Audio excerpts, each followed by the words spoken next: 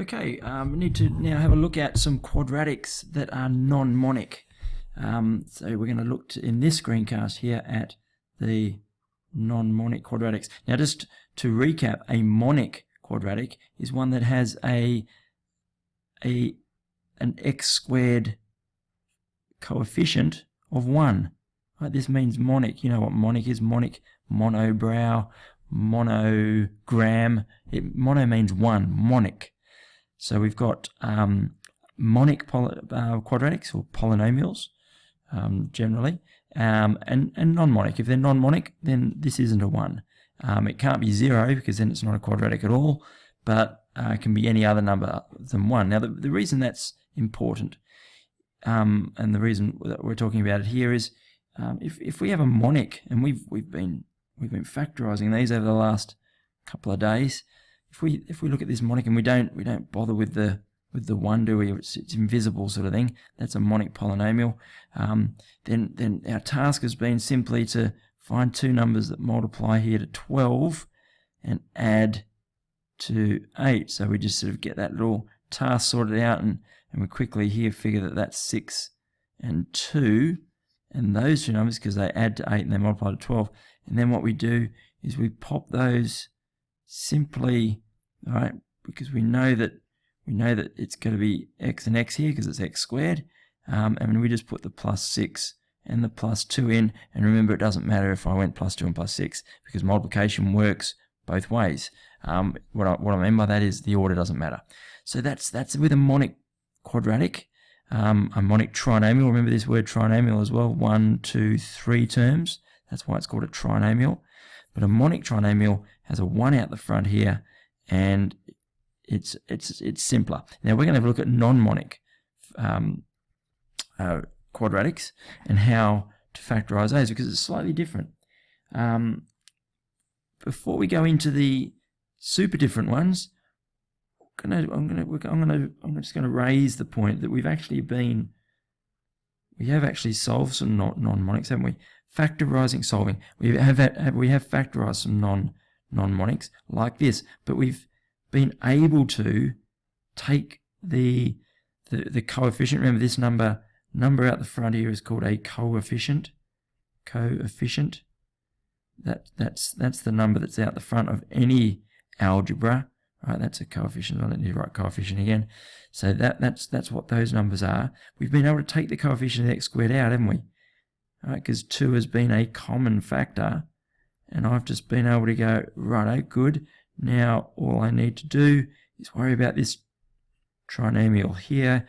We may as well complete it now, using our method, multiplies to minus 14, adds to minus 5. Those two numbers, 7 or minus 7 and 2, they add to minus 5. They do the job, don't they? So we get minus 7 and plus 2 in there, and we're finished. So that's non-monic, but we've been able to factorize it straight out. What about the non-monic that we can't factorize out? So I'm going to take a 4x squared plus 4x minus 15. Now how about that one? Because 4, I can't just pull the 4 out because 4 doesn't go into 15. So I'm not able to do that. Now this is where we are going to use the grouping method. I'm going to show you what that means. Okay, so here's what we do. We're still looking for two numbers that multiply to and add to, but in this case, not multiplies to minus 15, but the product of minus 15 and 4, which is minus 60. So we want two numbers that multiply not to minus 15, but the product of minus 15 and 4, which is minus 60. And we still want numbers that add to this number here that sits in front of the x, which is 4. So that bit hasn't changed. Remember, over here we wanted two numbers that added to minus 5. So this number here is still, we want two numbers that add to that, but it's the two numbers that multiply changes slightly because we take this minus 15 times 4. But if you actually think about it, with the monics, because that's a 1, it is 12 times 1 that we look for two numbers to multiply to. But we just haven't looked at it. We haven't thought about the 1 because we haven't had to consider it. Okay, what are these two numbers? multiplies to 60, or minus 60, and adds to 4. If it multiplies to minus 60, if they multiply to minus 60, you might have noticed this, that one of them is going to have to be negative and one's going to have to be positive.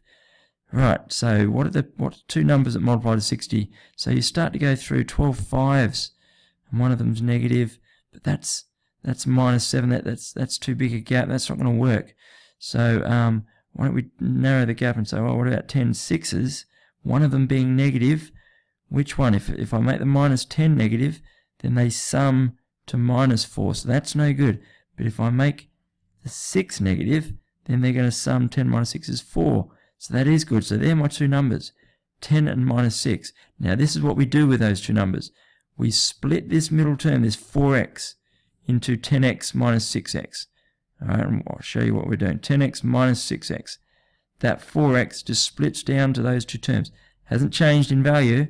We've just written it as 10x minus 6x. The 4x squared and the minus 15, they stay. So what we've done is turned our trinomial into a 4-termer, 4x squared plus 10x minus 6x minus 15, but you'll notice nothing has changed. We haven't changed the trinomial, we've just written it differently. Now we're going to group.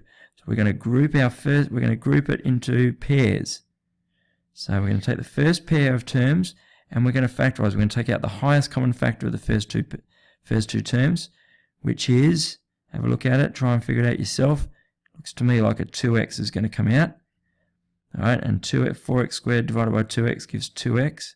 So 2x by 2x gives me that. So we're just factorizing this first pair of terms, which you have done many times before. 5 times 2x gives me the 10x. Right, see if you can now factorize this pair. Again, the highest common factor. Let's take out a minus, what do you think, a 3? There's no algebra. Open the bracket up. What do I put in here? Minus 3 times what gives me minus 6x? That's a 2x. And what we're going to notice, if we've done this correctly, is that we'll get the same bracketed expression. 2x plus 5, 2x plus 5. So what we've got now, if you like, we've got a common factor of 2x plus 5. So factorizing again, 2x plus 5 is a common factor. 2x minus 3 finishes the factorization process. So we have factorized our non-monic polynomial to 2x plus 5, 2x minus 3. And that's all done. Should we practice with another one? In fact, what I'll do is use the same method on a monic. So x squared plus 6x plus 12. So factorizing x squared plus 6x plus 12, and I'll show you how it works. All right, we'll put a 1 there if you like. We're multiplying to 12 and adding to 6. We know that those two numbers are, did I write that down correctly? That's an 8 there. It's an 8 there. I'm sorry, that's an 8x. 8x.